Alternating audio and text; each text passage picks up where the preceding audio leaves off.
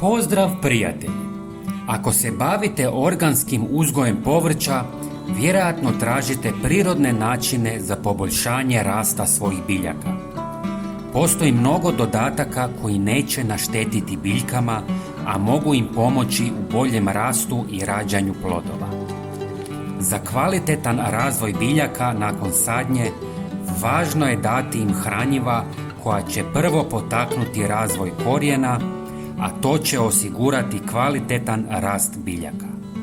Kako bi se borile protiv bolesti, biljke trebaju biti dobro nahranjene i snažne.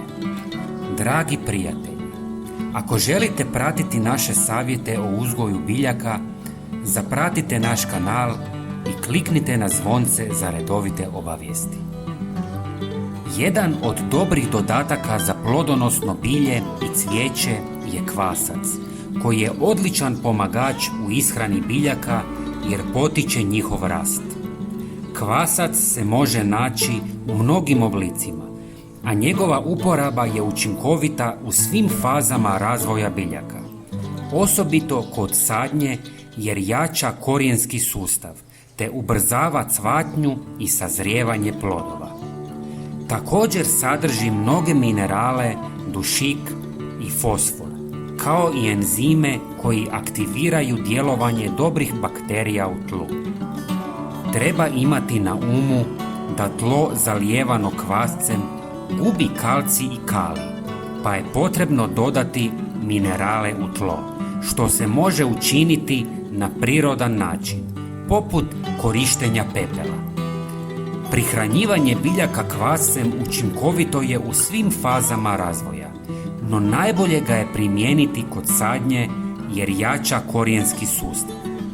Ubrzati će cvatnju i sazrijevanje plodova, pa se često koristi u uzgoju rajčice, paprike, krastavaca, tikvica i drugih biljaka. Priprema je vrlo jednostavna.